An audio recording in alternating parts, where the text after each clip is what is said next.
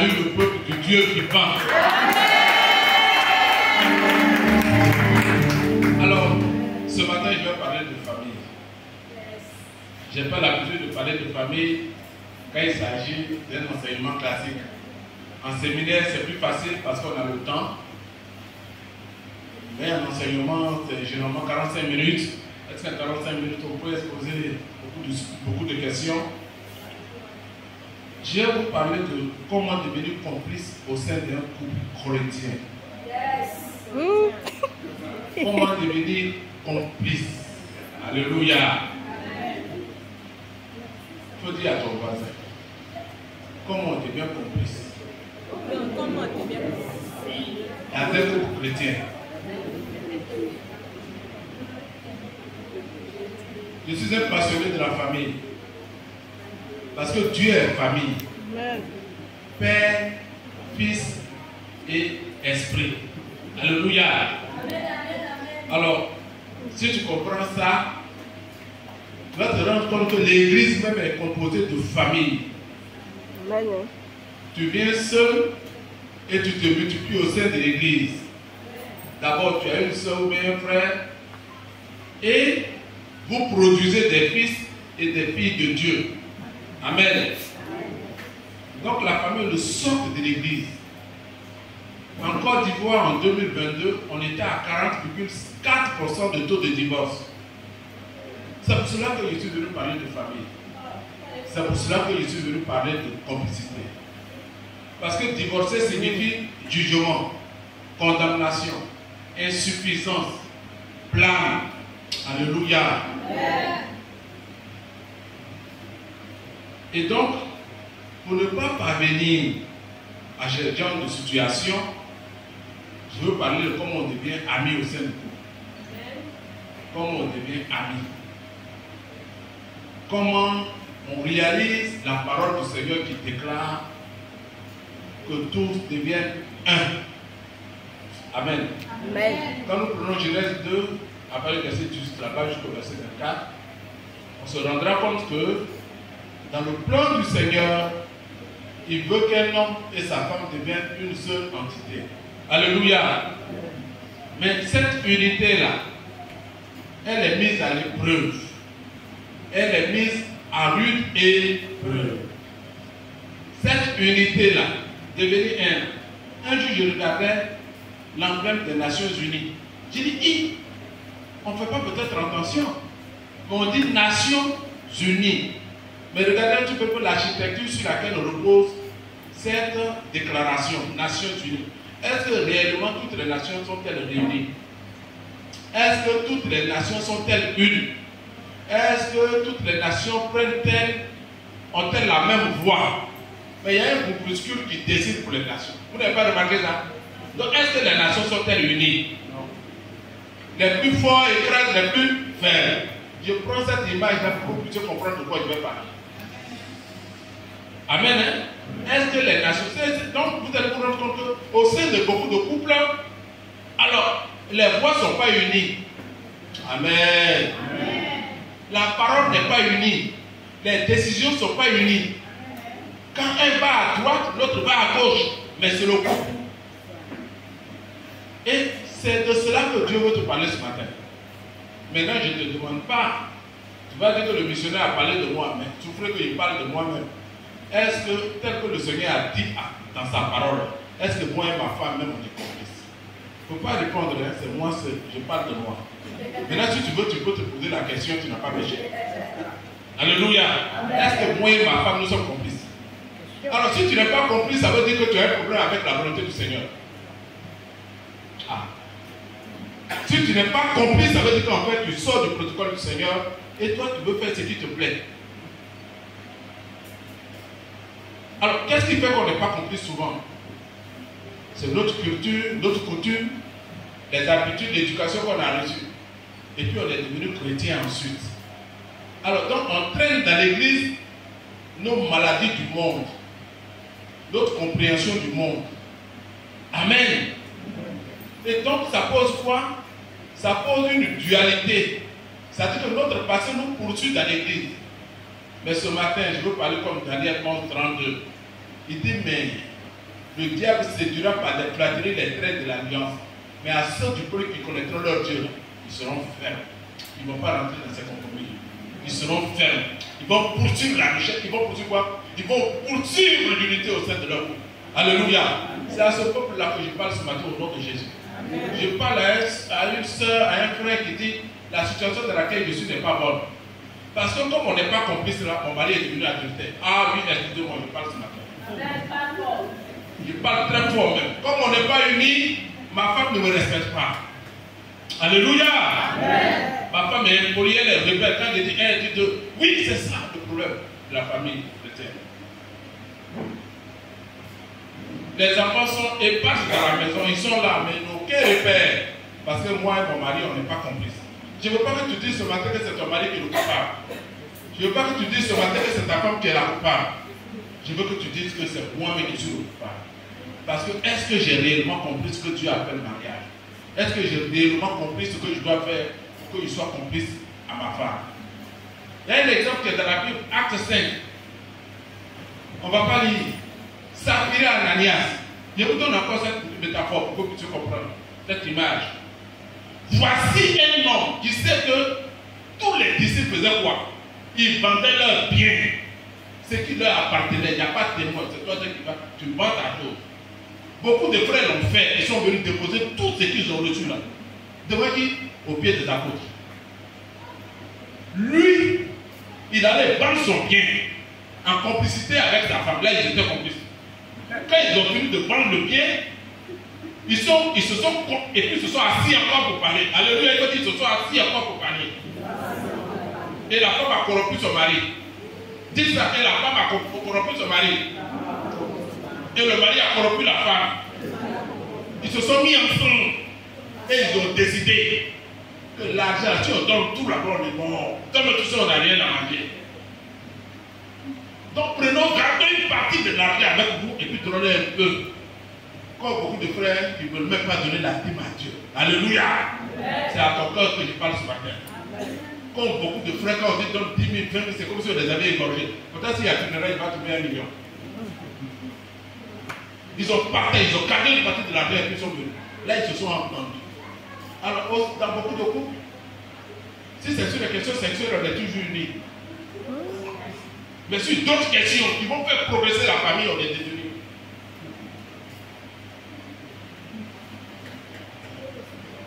Comment devenir complice au sein de mon couple? Le premier passage que nous allons lire se trouve dans Jérémie 17, verset 10. Amen. Est-ce qu'ils ne sont pas morts? Donc toutes les petites copines dans lesquelles vous êtes là, et puis vous ne pouvez pas servir Dieu convenablement, et puis vous êtes dans les magouilles, ça produit quoi? C'est ça. Il y a beaucoup de couples aujourd'hui qui survivent parce qu'ils sont morts spirituellement. Vous survivez. Tout ce que je vous dis là, je n'ai pas dit pas de vous, pas de moi. Vous survivez. Faites semblant quand vous êtes au milieu des gens, mais vous êtes déjà mort. Mais tu vas ressusciter ce matin au nom de Jésus. Amen. Tu vas ressusciter au nom de Jésus. Amen. Qui dit pour nous? D'accord? Alors, pendant qu'on va lire ça, je veux que quelqu'un nous prenne 2 Pierre chapitre 1. 2 Pierre chapitre 1. Verset 1. Pourquoi on gagne du temps? Allons-y. Jérémie chapitre 17, verset 10. Moi, l'Éternel, j'éprouve le cœur, je sonde les reins, pour rendre à chacun selon ses voies, selon le fruit de ses œuvres. Amen. Amen. Alors, ce qui me plaît dans ce passage, allons-y avec le second passage. 2 Pierre 1:1. Simon Pierre, serviteur et apôtre de Jésus-Christ, à ceux qui ont reçu en partage une foi du même prix que la nôtre. Amen. Amen. Ah, il faut reprendre la dernière fois. Ceux qui ont reçu la foi du même prix que la nôtre. C'est ça qui m'intéresse. Simon Pierre, serviteur et apôtre de Jésus-Christ, à ceux qui ont reçu en partage une foi du même prix que la nôtre. Qu'est-ce qu'ils souhaitent pour eux? Par la justice de notre Dieu et du Sauveur Jésus-Christ, que la grâce et la paix vous soient multipliées par la connaissance de Dieu et de Jésus, notre Seigneur. Amen. Soyons bénis. Amen. Chers serviteurs et servants de Dieu, j'ai vu le Seigneur me révéler des choses. La première chose qu'il fait, quand il te regarde, ce n'est pas ton apparence qu'il regarde. C'est ton cœur qui regarde. Et il regarde tes reins. Il y a quoi dedans? J'ai dit, ah, Seigneur, tu as mis une joie dans mes reins. Et tu as mis une joie aussi où? Dans mon cœur. Nos cœurs sont mauvais. Si on ouvre ton cœur tout de suite, c'est que tu penses même de ton frère là. Oh, le Seigneur dit, soyez saints. Donc, qu'est-ce qu'on doit rechercher? La sainteté, la pureté. Mais ton cœur est noir. Et tes reins aussi sont noirs. Excusez-moi, mais quand quelqu'un est comme ça, est-ce qu'il est approuvé de Dieu ou bien il est désapprouvé de Dieu? Il est comment? Beaucoup de frères sont en train de mourir silencieusement à cause de leurs pensées qui ne sont pas propres. Leurs pensées ne sont pas pures. Mais tes pensées reflètent l'état de ton cœur. Les paroles qui sortent de ta bouche reflètent l'état de ton cœur. Il y a beaucoup de frères qui sont amers dans le langage, dans la parole. Quand il t'envoie une petite parole comme ça, tu te laves 10 jours, ça ne fait pas sur ton cœur. Mais c'est ainsi que nous traitons nos femmes. C'est ainsi que nous traitons notre mari. Si tu n'es pas marié, il ne parle pas de toi. Mais je te dis, prends l'information. Et puis, il ne faut pas te presser, attends ton heure. Amen, hein? Mais prends l'information, ça peut t'aider. Et en même temps, je suis en train de te préparer au mariage. Là, c'est l'état de ton cœur qui détermine si tu te maries aujourd'hui ou demain. Qui n'a pas bien compris ce que j'ai dit? Qui n'a pas bien compris ce que j'ai dit? Parce que dans ton cœur habite le Saint-Esprit. Et c'est le Saint-Esprit qui appelle ton mari à l'église. Ce n'est pas une nature humaine, c'est une nature hautement spirituelle. Alors, nous avons laissé Satan entrer dans nos cœurs. Luc 21, verset 1. Il est écrit que Judas que vous voyez là, il a commencé à changer de comportement vis-à-vis de Jésus lorsque Satan est entré dans son cœur. Il faut dire Satan est entré dans son cœur. Beaucoup de frères ont accepté le Seigneur, mais ils n'ont pas réussi à chasser Satan de leur cœur. Satan continue de régner dans leur cœur. Satan continue d'implémenter leur cœur, leur caractère, leurs pensées, leurs sentiments. Quand tu vois la démarche, tu vois que c'est Satan qui est en train de venir. C'est pas de où je parlais. Démarche satanique. Je n'ai pas dit le nom de quelqu'un. Je parlais de moi-même. Dieu m'appelle la grâce. Alléluia. Beaucoup de soeurs et de frères ont laissé Satan régner dans leur cœur et dans leur règne. Toutes les semences qui sortent de la même, ça produit quoi? La mort. Parce que tu vois, les enfants sont voyous. Je ne sais même pas pourquoi mes enfants sont voyous. Mais il y a la semence du diable dans tes reins. Oh, est-ce que tu comprends ça? Est-ce que tu comprends ça? Elle n'a pas pouvoir comprendre ça. Je parle à quelqu'un qui a grandi comme moi. Elle n'a pas pouvoir comprendre ça. Et tu es étonné. Tu es étonné que même tes rejetons sont amers. Tu vois l'enfant, il croit dans le corps. Il est bien.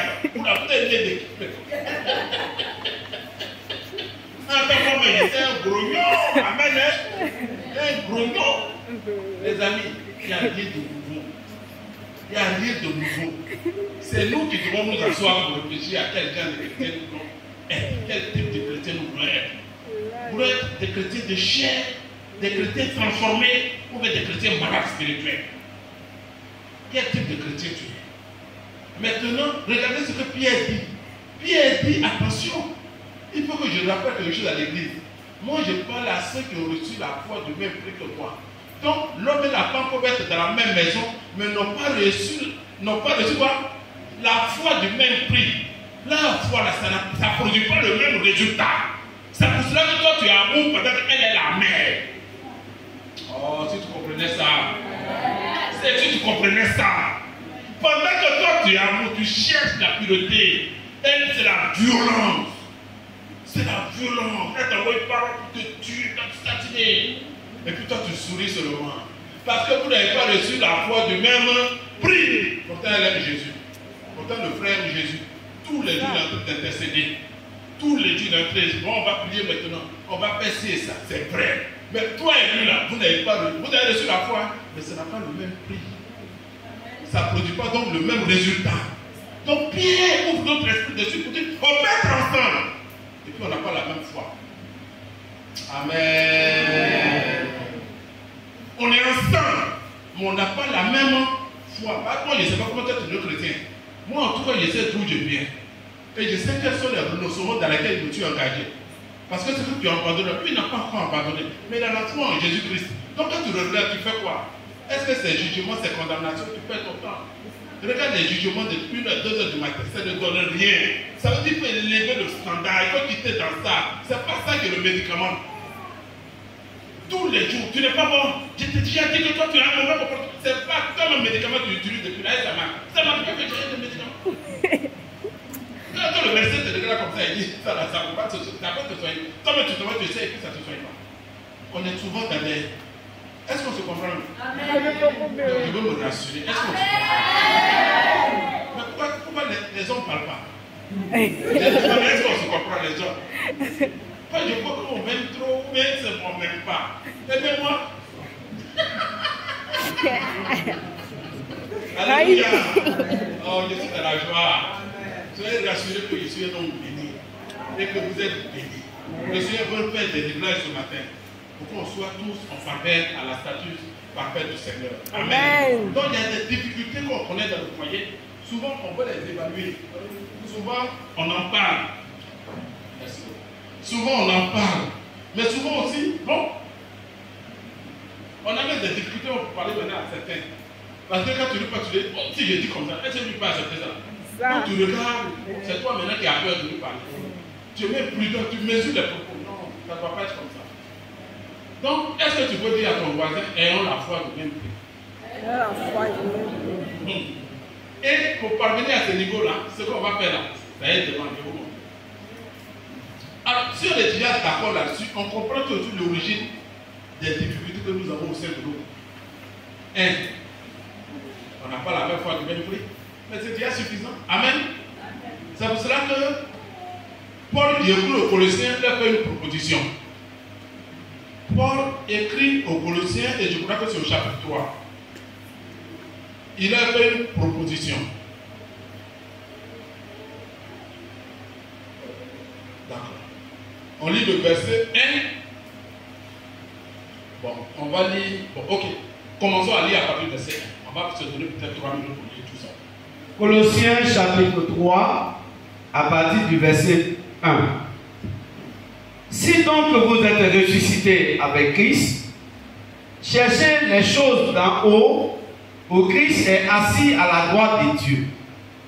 Affectionnez-vous aux choses d'en haut, et non à celles qui sont sur la terre. Car vous êtes morts, et votre vie est cachée avec Jésus-Christ en Dieu. Quand Christ, votre vie, paraîtra, alors vous paraîtrez aussi avec lui dans la gloire. Amen. On ne quitte pas. Alors le Seigneur dit quoi simplement? Le Seigneur te dit ce matin que il y a deux choses à faire.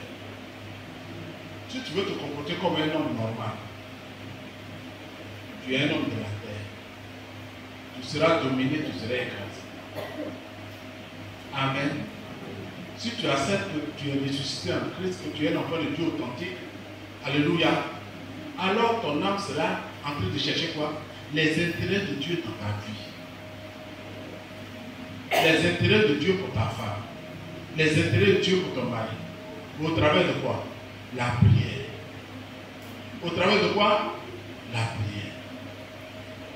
Et tu vas devenir un homme, tu vas faire quoi? Pendant que ton âme est attachée aux choses d'en haut, tu deviens quoi? Quand quelqu'un est en haut, il fait quoi à terre? Un jour, je me suis amusé au plateau, là, je suis monté dans les étages. On était au quai de l'étage. J'ai regardé en bas ici. Tu fais les grâces, j'imagine que là, ils sont en face de moi. Et je vois comme ça. Quand tu laisses le Saint-Esprit orienter ta vie, tu deviens un homme d'en haut. Et tu règnes sur ceux qui sont à terre. Est-ce que tu as bien entendu ce que je dis? Quand tu laisses le Saint-Esprit te révéler les choses, quand tu dis Seigneur, voici ma femme, voici mon mari, révèle-moi ce qu'il doit faire. Si tu ne cherches pas tes propres solutions, parce qu'elle t'a dit que si tu ne cherches pas à régler son compte, parce qu'elle a dit la nuit qu'elle ne voulait pas, donc le matin tu l'as pris de déjeuner. Toutes ces choses-là, je connais ça, je suis passé par là, j'en parle bien. On se connaît. Mais c'est pour ça que je vous avais invité. C'est là-bas que j'allais tout dire. Mais je ne suis pas rempli, je suis amoureux. J'ai dit ce matin, je n'ai pas dit au pasteur, par exemple, c'est mon ami. Il ne faut pas parler de lui comme ça. Tu n'es pas dedans avec ton épouse. Mais tout le groupe. Je leur ai dit, je suis venu maintenant, moi-même, je suis là. Donc tout à l'heure, je les attends. Je connais le nom de chacun. Alléluia. Mais je suis dans la joie. Alors, ce que j'ai envie de vous dire, c'est un choix à faire quand on devient chrétien. Soit tu cherches les choses d'en haut, par l'action du Saint-Esprit qui habite en toi. Amen. Soit tu cherches les choses de la terre. Et le Seigneur m'a dit, en fait, voici ce qui bloque les gens. Si tu es un homme de la terre, le salut ne te concerne pas. C'est au travers de ton caractère, on sait si tu es un homme de la terre ou que tu es un homme d'en haut. C'est au travers de ton caractère, si on sait si tu es un homme de la terre ou bien un homme de la haut. Quand tu vas parler, ça parle de quoi? Ça parle de son caractère. Maintenant, toi, tu as le même caractère que le païen. Excuse-moi, pourquoi est-ce que tu es chrétien? Où se trouve ton mérite? Amen. Continue. Donc il dit, c'est pourquoi je vous dis, donne maintenant des instructions. Comme vous voulez avoir la foi du même prix que moi, parce que la foi du même prix, ce n'est pas des choses imaginaires, c'est des choses qui existent déjà. Amen. Hein? Donc la foi du même prix que moi, même prix. Même prix. Ça dit que tu veux être conforme à la foi normale. Je veux ce matin en tant que chrétien, moi je veux devenir comme Pierre, je veux devenir comme Paul, je veux devenir un bon chrétien. Si c'est ce que tu veux faire ce matin, voici ce que le Seigneur te donne comme orientation. Verset 5. Faites donc mourir les membres qui sont sur la terre. Ça dit que si ça est dans ton caractère, il ne faut pas croire que tu es sauvé, tu es encore sur la terre. Est-ce que vous comprenez ce que je suis en train de dire? C'est un message qui n'est pas joli à entendre, hein? Mais ça fait du bien à l'âme. En tout cas, un frère qui pense que vraiment, il souffre beaucoup. Il a vraiment besoin de se réconcilier avec le Seigneur. Il veut qu'il y ait un changement dans sa vie. Tu veux qu'il y ait un changement dans sa vie ce matin, au travers de son caractère, au travers de son langage, au travers de ses pensées. Oui, donc tu vas saisir ce message ce matin, par la foi. Faites donc mourir les membres qui sont sur la terre. Attends, il y a des membres qui te maintiennent sur la terre. J'ai dit ça, le Seigneur m'a dit, tu vois, quand tu as ce caractère, tu es sur la terre, ça te maintient en terre, tu ne fais pas partie de ceux qui sont sauvés. Il dit, oui, mais c'est ma grâce qui sauve. Mais ça, c'est déjà des choses sur lesquelles tu dois travailler. Qui les fait mourir? Qui les fait mourir? C'est Dieu qui les fait mourir, c'est qui? C'est toi-même qui te lèves. Ta femme te fait des reproches. Moi j'appelle ça même elle a le cas. Quand une femme te fait des reproches, elle a le cas. Elle veut que son mari soit bien.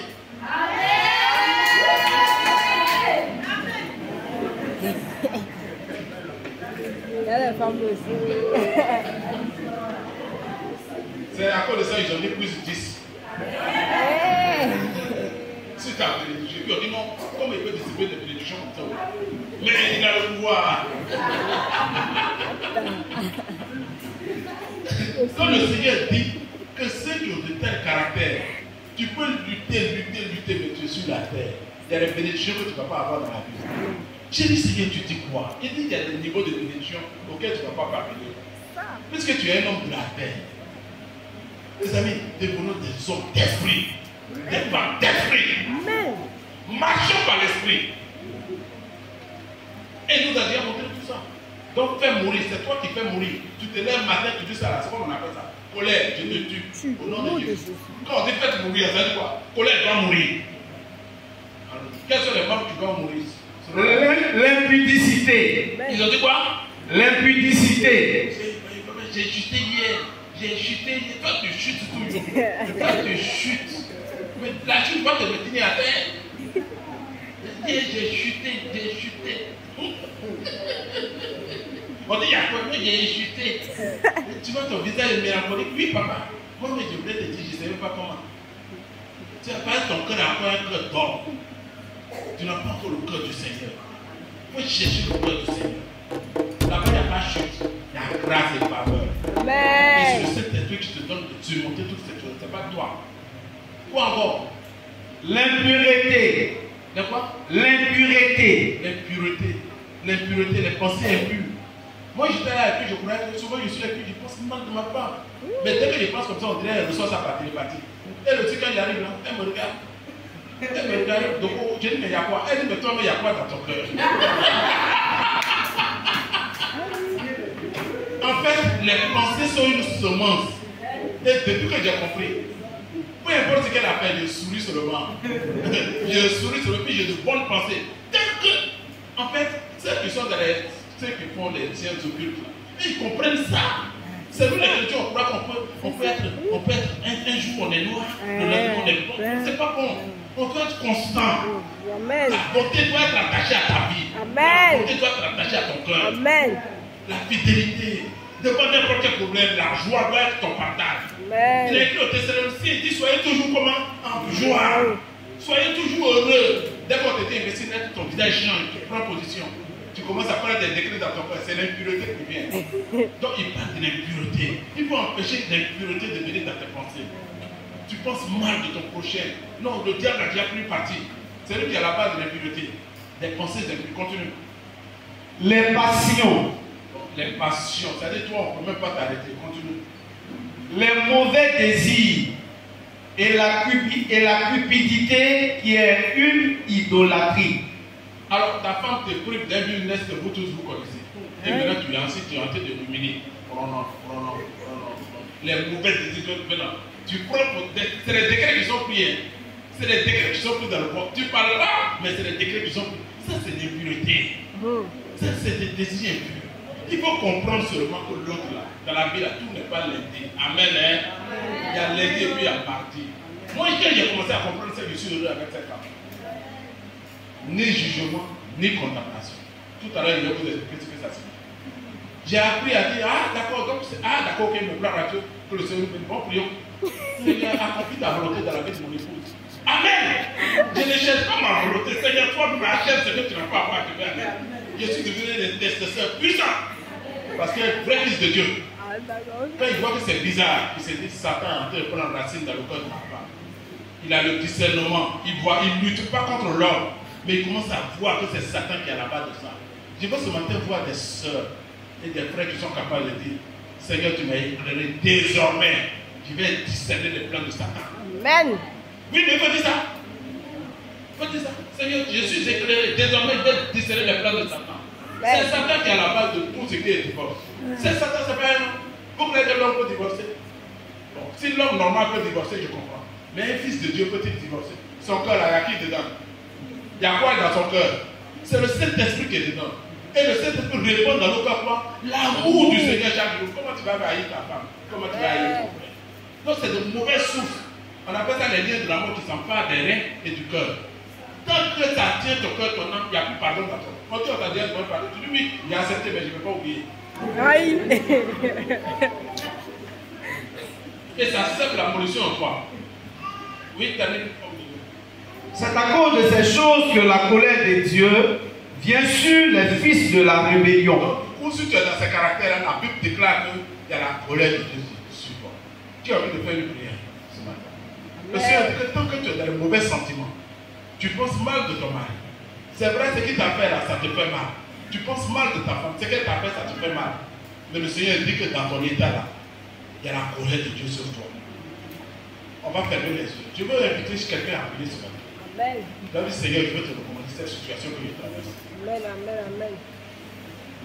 Si nous sommes humbles, le Seigneur va nous restaurer ce matin. Amen. David, Seigneur, s'il te plaît. Je n'ai pas su apprécier la situation. Je n'ai pas su pardonner. Je n'ai pas su me libérer. J'ai gratté la haine, la rancune dans mon corps contre mon mari. Je me suis engagé plus jamais à ne pas revenir sur ma décision. Mais ce matin, je t'en supplie. Toi-même, tu m'as pardonné mes péchés. Il n'y a rien que je ne puisse pas te pardonner. J'ai dit que je ne te donnerai plus l'argent. J'ai dit que je ne te donnerai plus jamais l'argent pour le commerce. Seigneur, j'ai cru que je pouvais la changer moi-même, mais j'ai échoué. Cet esprit, apprends-moi à prier pour ma femme. Apprends-moi à être un intercesseur pour mon mari. Une intercesseuse pour mon mari. Un intercesseur pour ma femme. Oui, c'est à cela que le Seigneur nous appelle ce matin. Le Seigneur veut que tu deviennes un intercesseur pour ta femme. Il faut apprendre à moins parler, à moins te plaindre. Parce que les murmures constituent des murs entre toi et ta femme. Mais apprends à la regarder, à la considérer comme étant devant aussi hérité du royaume, comme fille de Dieu, qui a des faiblesses, qui a encore des faiblesses, qui n'a pas la même foi que toi. Apprenons à apprécier nos femmes, apprenons à apprécier nos maris, même malgré les difficultés de leur caractère, apprenons à les honorer. Moi, le Seigneur m'a dit un jour, ne te demande pas de charger ta femme, tu es trop petit. C'est moi et moi seul qui prends le décret de son changement. Il dit, Seigneur, j'abandonne tout entre tes mains. Ce matin, je veux que comme moi, tu abandonnes tout entre les mains du Seigneur. Tu dis, Seigneur, le changement de ma femme, désormais, c'est entre tes mains. C'est un nouveau décret que je prends même sur ma propre vie. J'abandonne tout entre tes mains. Le changement de son cœur, de ses pensées, de ses sentiments, de son caractère, tout ce qui est impureté à elle, je t'abandonne tout entre ses mains. Moi-même, je ne peux rien faire sans toi. Seigneur, j'ai lutté, moi, mais je suis fatigué. Mais je t'engage ce matin. Je t'engage cet esprit de Dieu. Tu es plus puissant que moi. Je ne suis rien. Je ne suis rien. Je ne suis rien. C'est ta clémence et ton pardon que je plaide ce matin pour ma propre vie et pour la vie de ma femme. Seigneur, ce foyer dans lequel tu m'as envoyé, est-ce que j'étais à la hauteur? Est-ce que j'étais la personne qu'il fallait? Est-ce que j'étais une bonne épouse? Moi aussi j'ai mes fautes, j'ai mes défauts. Seigneur, mes défauts, je les abandonne entre tes mains. Je les dépose sur ta croix ce matin. Oui, est-ce que j'ai été un bon époux? Est-ce que j'ai été le chef de famille que tu as voulu que je sois? C'est un moment j'ai fait ce que je voulais. J'ai pris des décisions par moi-même et je me suis écarté de tes prescriptions. Je reviens ce matin dans ta parole. Je reviens ce matin dans ton amour. Je reviens ce matin dans ta justice. Je suis fatigué. Prends-moi en charge, Seigneur, tous mes soucis. Parce que tu as dit que Seigneur des pardons, la seule personne sur laquelle je peux me décharger, c'est toi. Oui, les amertumes de mon cœur, les douleurs de mon cœur, les souffrances de mon âme, je les déverse ce matin sur ta croix. Je les déverse ce matin sur ta croix. Libère mon cœur, libère mes rêves de la mort, des liens de la mort. Libère mon âme, oh, de toutes les souillures. Libère-moi, délivre-moi par ton sang, efface mes péchés. Lave mon cœur, lave mes mains par ton Seigneur à croix ce matin. Fais de moi une personne nouvelle. Ce matin, j'ai besoin de toi. Ce matin, j'ai besoin de toi. Ce matin, je vais changer mes yeux sur mon épouse. Je vais changer mes yeux sur mon mari. Je ne veux plus la juger, je ne veux plus la condamner. Parce que le jugement t'appartient. Moi, tu m'as donné en mission pour l'aimer. Ce matin, remplis-moi d'amour pour ma femme. Remplis-moi d'amour pour mon mari. Au nom de Jésus. Amen. Alors, quand nous sommes, ça c'est la base. Amen. Quand tu as compris ça, tu vois que tant que tu es un homme normal, il y a des niveaux que tu ne peux pas comprendre. On dit des choses spirituelles, tu ne peux pas les comprendre. Il y a des frères qui disent, mais moi-même là, Dieu n'est pas dans mon mariage. Prenons Proverbe 18, verset 21. Dieu n'est pas dans mon mariage. Proverbe 18, verset 21. Ce matin, Dieu m'appelle la grâce d'ouvrir mon esprit sur ce verset. Il vient de faire partager ça. Il dit, celui qui trouve une femme a trouvé le bonheur. Et c'est une grâce qu'il obtient de l'Éternel. Amen. Bien aimé. Revenez, ça marche. Celui qui trouve une femme a trouvé le bonheur. Et c'est une grâce qu'il obtient de l'Éternel. C'est une faveur qu'il obtient de l'Éternel. Mon ami, on peut réécrire ça pour dire quiconque trouve une femme. Donc tu vas dire, moi j'étais dans le monde, j'ai trouvé ma femme. Mais je sais que Dieu n'est pas de mon mariage. Tu as raison. Mais en même temps, la Bible dit qu'avant, au moment où Salomon parlait, on devait être israélite par naissance. Dès que tu nais, tu es israélite. Donc tu étais dans l'alliance. Amen. Mais il y a les frères qui étaient dans l'alliance qui ont péché contre Dieu. Amen. Hein? On a vu des frères qui sont morts à cause de la désobéissance. Aujourd'hui, nous, on devient chrétien comment? C'est chacun qui se lève. Et puis il dit, Seigneur, je te donne ma vie. Amen. Donc quand tu te lèves pour donner ta vie au Seigneur, ce n'est pas forcément le cas pour ta femme, ce n'est pas forcément le cas pour ton mari. Et je vais te dire une chose, c'est que la grâce que Dieu t'a accordée d'être à ce niveau-là, c'est ta prière qui va sauver l'autre. Amen. Donc il ne sert à rien de dire que Dieu n'est pas dans ton mariage. Dieu veut sauver ta femme au travers de ton intercession. Alléluia. Maintenant il va plus loin pour dire que si tu trouves une femme, est-ce que la femme là, tu ne l'as pas trouvée? Est-ce que tu ne l'as pas trouvée? Mais si tu l'as trouvée, il dit que c'est une grâce que tu obtiens de lui. Quand tu vas commencer à l'adorer pour lui dire merci pour la femme que tu as dans ta vie, ton regard va changer sur elle et tu vas commencer à l'adorer. Plusieurs frères, même qui sont chrétiens, se sont trompés sur cette question. Dieu n'est pas dans le mariage, c'est tu le dis. Dieu est avec toi. S'il n'est pas avec toi, il ne peut pas être dans ton mariage. S'il est avec toi, c'est qu'il est dans ton mariage. Alléluia. Si Dieu est en toi, c'est qu'il est dans ton mariage. Amen. Parce que dire que ta femme qui n'est pas là, tu te rends compte que il y a un verset qui passe partout là. La bénédiction de l'Éternel a enrichi. Elle n'est suffit d'aucun chagrin. Ça, je suis d'accord. Mais en même temps aussi, l'épreuve fait partie de la vie de couple. Il y a l'épreuve aussi dans le mariage. Et l'épreuve qui est dans le mariage te permet quand même de faire quoi? D'évoluer spirituellement. De travailler sur ta communion avec le Seigneur. On laisse ça et puis on s'en va juger, condamner. Je vais vous parler de ce qu'est l'amour. Et c'est par ça que je vais terminer. Si c'était un séminaire, on serait rentré dans beaucoup d'autres choses. Alléluia. Alors, le thème que je développe avec vous ce matin, c'est devenir complice dans le monde. Je vais vous dire que pour devenir complice, est-ce qu'on est obligé d'être de la même espèce pour devenir complice? On peut être différent et puis devenir complice.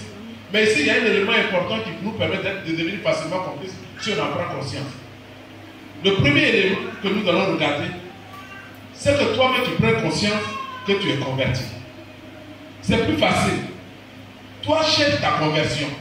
Laisse ton mari, laisse les faiblesses de ton mari. Toi aussi, mari, laisse les faiblesses de ta femme. Toi-même, tu peux travailler sur ta conversion. Si tu es là, si tu es présent ce matin, c'est la première recommandation que je vais te donner pour devenir complice dans ton foyer. Toi-même, là, cherche à être en accord avec le Seigneur. Et laisse le Saint-Esprit diriger ta vie. Ne prends pas tes décisions par toi-même. Souvent, j'écoute ma femme qui prend des décisions. Bébé, à partir d'aujourd'hui, moi, je ne peux plus faire ça. Je dis, mais tu as raison. Mais c'est toi, c'est ta chair. Il faut mourir. Comme j'ai dit ça, elle, moi, effectivement, le lendemain, il y a une autre personne qui est là. C'est comme ça, on est amis chez nous. Ça, c'est chez moi que ça se passe.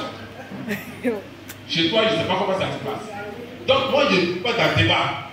Je ne veux plus faire ça, je vais faire ça, je dis c'est super. Je ne sais jamais pourquoi tu dis tu vas faire. Je vais vous choquer, mais comme on est avec les enfants, je ne vais pas dire ça. Bah, si je dis ça là, les gens vont croire que c'est un joker. Je ne vais pas vous dire. Mais ce qui est vrai, c'est que si vous avez l'unité de l'esprit, l'unité se bâtit, pas seulement dans la chair. Je reviens à Genèse 1, verset 22. Où il dit, l'homme quittera son père et sa mère et deviendra une seule chair. Beaucoup de frères croient que c'est l'acte sexuel qui célèbre, qui consacre l'amour. Non, ça n'a rien à voir. Mais c'est un élément important. Mais l'élément, c'est de chercher à bâtir par la prière la communauté de la foi. Amen. Deuxième chose, bâtir comment on appelle, l'unité dans la communauté de la foi. La deuxième chose que tu dois faire, il faut bâtir quoi? Il faut bâtir quoi? La communauté de la vie financière. Il faut bâtir la communauté de quoi? De la chair. Parce qu'il y a un temps où tu ne désires même plus cette chair. Amen. Hein? Il faut t'attacher dans cette chair. La communauté de la foi, la communauté de l'esprit, la communauté de la chair, toutes ces choses-là doivent être bâties. Mais c'est par la prière. Moi, j'ai cru que j'étais là comme ça, comme le Seigneur a dit là, ça t'accomplit. Non, il y a un travail à faire. Donc c'est toi qui te lèves. Je vais vous montrer l'exemple. Acte 4, verset 32. On va dire ça. Acte 4, verset 32. Il y a mon temps qui arrive, c'est pour ça que je suis pressé. Acte 4, verset 32. Acte chapitre 4, verset 32. La multitude de ceux qui avaient cru n'était qu'un cœur et qu'une âme. Nul ne disait que ses biens lui appartenaient en propre, mais tout était commun entre eux. Amen. Excusez-moi, si ceux qui ont cru en Dieu était capable de prendre de telles dispositions protocolaires pour vivre, pour fonder une communauté. On se trompe souvent en tant qu'homme, en tant que femme, en croyant que notre premier prochain, envers qui nous devons manifester de l'amour, c'est la sœur en Christ, c'est le frère en Christ. Non, c'est pas. La première personne envers qui tu dois manifester de l'amour, c'est papa. Et ton mari. Dieu va te juger pour la relation que tu as eue avec ta femme et la relation que tu as eue avec ton père. Donc il faut travailler à cette qualité. Amen. Et cette qualité-là repose sur quoi? Vous voyez, non? Il dit, les prières que le Seigneur me permet de faire là, je ne peux pas. Moi, j'attache mon corps au cœur de ma femme. Amen. Mais il dit que tout ce qui avait cru n'était qu'un cœur, qu'une âme. Attends. Tout ce qui avait cru n'était qu'un cœur et qu'une âme. Je ne peux pas vivre de la direction. Je m'attache. C'est Genèse 2, la commission que je vous ai expliqué ici. Je prends mon cœur et puis je l'attache au cœur de ma femme. On dit non, j'ai pris ma femme, c'est pas avec moi. Je prends le cœur de ma femme, je l'attache à la vision à laquelle le Seigneur m'a appelé. Ouais. C'est pour ça que je dis, on est au milieu des enfants, il y a des dimensions. Alléluia. J'attache mon sexe et je prends mon sexe et puis je l'attache au sexe de ma femme. Elle ne peut pas dire qu'elle n'a pas besoin de moi. Vous dites quoi même? Quel combat? C'est moi, j'ai reçu le pouvoir. Alléluia. Vous pouvez dire à ton voisin, j'ai reçu le pouvoir. C'est le truc. Donc tu n'agis pas dans une dimension humaine, tu agis dans une dimension de Dieu. Qui n'a pas bien compris ce que j'ai dit? Est-ce que Dieu a échoué? C'est là que moi je vais échouer. Si Dieu n'échoue pas, son esprit qui habite en moi reviendra avec cœur.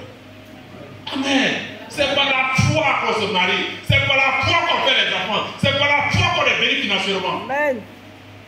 J'attache mon âme à l'âme de ma femme. Quand j'ai fini de faire ça, j'ai dit à ma femme, tu as des projets personnels pour lesquels il faut prier. Et puis moi aussi, j'ai mes projets personnels pour lesquels je prie.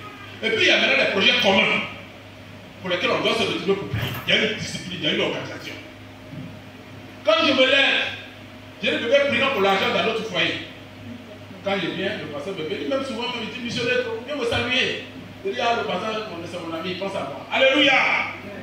C'est le seul, hein, donc, excusez-moi, j'ai beaucoup d'amis, mais lui, c'est particulier. Les autres, je les aime. Ils ne savent pas que je suis missionnaire. Mais je les aime. Alléluia! Et parce que si tu ne pries pas pour l'argent dans le foyer, ça va manquer. Ça va manquer. La Bible dit 2 va mieux que 1. Si vous êtes 2, que vous liez quelque chose au ciel, ça sera lié sur la terre. Mais c'est de ta femme et de toi on parle. Mais à cause de nos égos, l'égoïsme, quoi encore? La fierté, la méchanceté, les petites conneries là, on perd de vue ces bénédictions. C'est quand on est complice qu'on est fort. Quand on est complice, mais la complicité ça ne se décrète pas, ça se bâtit. Je suis prêt à former des personnes qui veulent vraiment être formées. Je suis prêt à ça, c'est mon travail. Et je prie que Dieu nous donne beaucoup d'humilité. On travaille les uns avec les autres. Amen.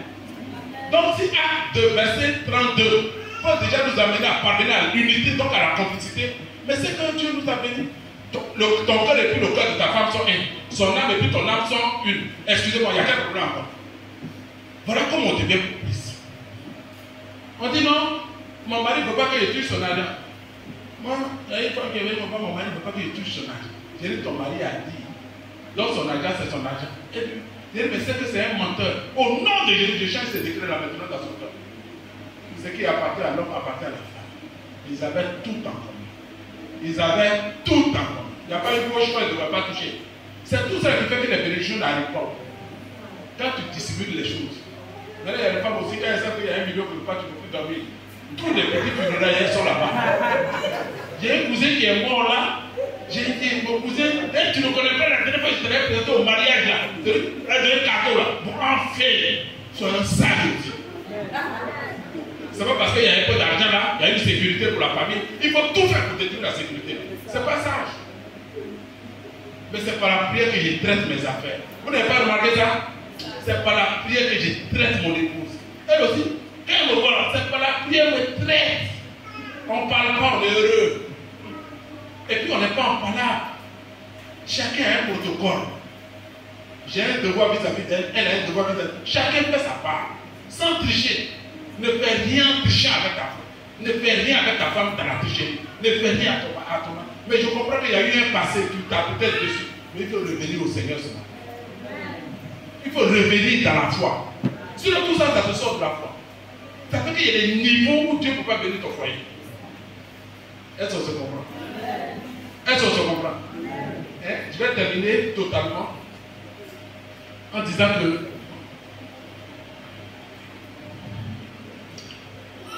comme les souffrances se multiplient, le Seigneur m'a mis à cœur de réfléchir et de dire, ok, donc l'église, conduisons l'église à la complicité. Mais la complicité repose sur un fruit important. Jean 13, verset 34. Sur un commandement important. Jean 13, verset 34. On va lire ça. Et ça sera le dernier message. Après ça, on va lire Corinthiens 13, 13. 1 Corinthiens 13, 13. C'est les deux derniers qu'on va lire. Jean 13, 34. Je vous donne un commandement nouveau. Quel est ce commandement? Et qui nous donne le commandement? C'est Jésus qui regarde l'église. Donc Jésus ce matin vient et il parle à ton cœur. Voici l'information qu'il apporte à ton cœur, à ton âme ce matin. Quelle est cette information? Aimez-vous les uns les autres. Tu te fais quoi? Aimez-vous les uns les autres. Si lui ne t'aime pas, est-ce que toi tu ne l'aimes pas? Lui, voilà, toi tu dois faire quoi? Toi tu dois faire quoi? Après je vais vous expliquer ce qu'on appelle aimer. Aimez-vous les uns les autres comme je vous ai aimé. Vous aussi, aimez-vous les uns les autres. À ceci, tous connaîtront que vous êtes mes complices, mes disciples, pardon. Oui, si vous avez de l'amour les uns pour les autres. Simon Pierre. Non, c'est bon. Donc, si tu dis que tu es un bon chrétien, que tu es un vrai fils de Dieu, une vraie fille de Dieu, amen. La Bible dit, aime ton prochain comme toi-même. J'étais à Boisflé. Boisflé, elle a dit qu'il y a une photo de divorce en Côte d'Ivoire. Donc, le Seigneur m'a envoyé là-bas. J'y étais dans la douche. Et j'étais dans la douche. Je regardais le miroir comme ça. Le Seigneur me dit, est-ce que tu m'aimes? J'ai dit, la parole du Seigneur m'a glacé. Il dit, est-ce que tu m'aimes? J'ai dit, oui, Seigneur, je t'aime. Il dit, mais si ma parole ne t'arrange pas, est-ce que tu m'insultes? J'ai dit, non. Il dit, si ma parole même te blesse, est-ce que tu m'insultes? J'ai dit, non. Il dit, aime ton premier prochain, c'est ta femme. Alors, si elle fait que tu te blesses, est-ce que tu vas te plaindre? J'ai dit non. Est-ce que tu vas te plaindre? J'ai dit non. Est-ce que vous comprenez dans quoi on va? Si tu veux être un homme normal, tu ne peux pas aimer ta femme. Tu ne peux pas aimer ton mari. C'est l'esprit qui te donne les capacités de le faire. Humainement, tu ne peux pas. Parce que c'est... Humainement, je crois. Sinon, pourquoi je ne comprenais pas ça depuis? Je comprenais. Mais peut-être. Selon moi-même, quand les jours pères me fait du bien, je l'aime. Quand elle me fait mal, je la punis. Qui comprend ce que je dis là? Alors, il m'a dit non, ton premier prochain, ce n'est pas les disciples de l'église que tu dis que tu aimes, tu mens. La première personne que tu dois aimer, c'est qui? C'est ta femme. Il dit même, si ma parole ne te fait pas du bien, est-ce que tu m'insultes? Je dis non. Mais pourquoi quand il s'agit de ta femme, tu m'insultes facilement? Plus jamais de jugement. C'est là que je suis arrivé à la conclusion que ni jugement ni condamnation. Je ne suis pas content. Tu ne peux pas faire ça différemment. Oui. Pas de... Tu perds ton temps. Il dit c'est moi qui gêne les pleurs. Amen. Le corps du roi est comme un fleuve d'eau vide dans le main de l'Éternel. Il est écrit là où il faut. Faisons plus confiance au Seigneur pour résoudre les problèmes. Parce que c'est dans la résolution des problèmes que c'est suffit. Assieds-toi ici, je vais m'asseoir ici. Ah, tu m'as dit imbécile la dernière fois. Tu te souviens que tu m'avais humilié. Il faut qu'on sorte de ce chapitre. Laissons le Seigneur. Mettons tout à plat. Il faut laisser tout dans les mains du Seigneur. Et puis tu dis, Seigneur, c'est toi qui peux m'aider. Aide-moi à comprendre ma femme. Aide-moi à être complice à ma femme. Et tu attaches tout ce que je t'ai cité. Tu les attaches. Tu les attaches. Tu les attaches. Alors, je vais vous montrer alors d'où vient que si tu n'as pas reçu le commandement de Dieu, comme l'amour comme un commandement, c'est là que les jours impairs tu aimes, les jours impairs tu n'aimes pas. Mais moi, là, je vais aimer tout le monde, quelles que soient les situations. Que tu me parles bien, je t'aime. Que tu ne me parles pas bien, je t'aime. C'est à cet amour-là que le Seigneur nous a. Quand Dieu dit aimez-vous les uns les autres, c'est parce que le niveau d'amour, il nous attend. Ce n'est pas dans la salle à dire imbécile la dernière fois. C'est pas toi qui m'avais insulté la dernière fois là. Je veux que j'ai fini avec ça. Ça, c'est une main. Que le Seigneur dit que c'est un commandement qu'il m'a donné. Ancien, je suis contraint d'aimer. Je suis obligé d'aimer pour être fils de Dieu. Qui comprend ça? Qui prend l'engagement ce matin de se contraindre à aimer? Qui prend l'engagement de se contraindre à aimer par l'action du Saint-Esprit? On va terminer par 1 Corinthiens 13. Maintenant donc, ces trois choses demeurent: la foi, l'espérance, la charité. Mais la plus grande de ces choses, c'est la charité. Est-ce que vous savez pourquoi le Seigneur nous dit 1 Corinthiens 13? Maintenant, il y a trois choses qui demandent. Il y a des frères qui vont dire, bon, j'ai la foi en Dieu. Oui, mais tu n'aimes pas ton prochain. Tu n'aimes pas ta femme. Tu n'aimes pas ton mari. Amen. Moi, quoi encore? J'ai l'espérance. Bon, je sais que demain restera bon. Et il y a des frères comme ça, quand tu vois leur foi. Mais quand il s'agit de leur femme, de leur mari, le temps change. Comment quelqu'un voit sa femme, son visage change? C'était comme si la nuit était morte. Mais c'est ta femme. Alors c'est la nuit, elle est ta femme. Publiquement, elle ne l'est pas. Ma femme m'a dit la dernière fois, bébé, j'ai grossi. J'ai dit, je t'aime comme ça. Je ne t'ai pas dit d'aller changer un iota sur toi. Je t'aime comme ça. Ne change rien sur toi. Je dis, il ne faut pas te fatiguer. Moi, c'est moi. C'est moi. Il faut dire, c'est moi. Je t'aime comme ça. Je suis plus dans le complexe. J'ai fini avec ça. Le jour, c'est quoi que je dis, accompagne-moi. La nuit, accompagne-moi. Partout, je vais accompagner-moi.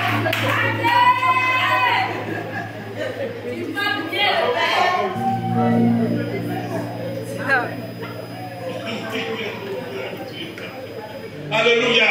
Mais je vais plus loin. Pour vous dire que le temps du jugement est fini. Je ne suis plus la personne qui est là pour juger ma femme. Je suis plutôt là pour l'aider. Si elle n'a pas compris, je me tais. C'était elle que j'apportais. Pour qu'il y ait un changement. Si elle ne veut pas comprendre, je me tais. J'intercède. J'ai une âme redoutable. Intercession.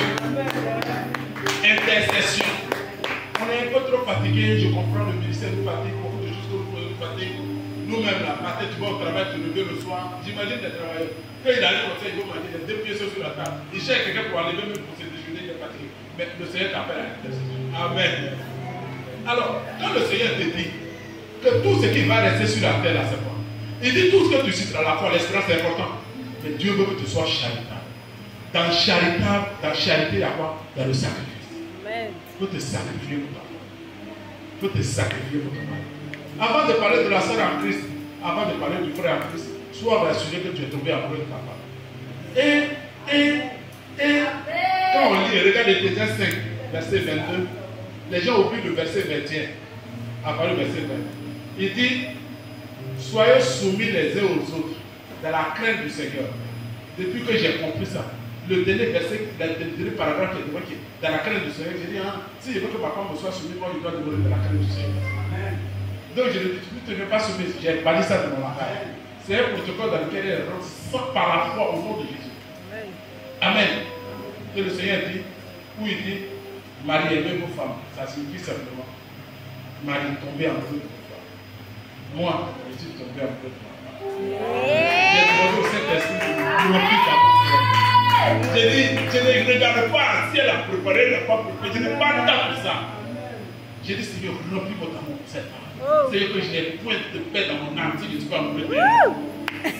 Il dit, après en Pierre, il continue pour dire, après de vos prières, il n'y a pas d'obstacle dans vos prières. Amen, je crie dessus. Tombe amoureux de ta femme pour ne pas qu'il y ait d'obstacle dans les prières.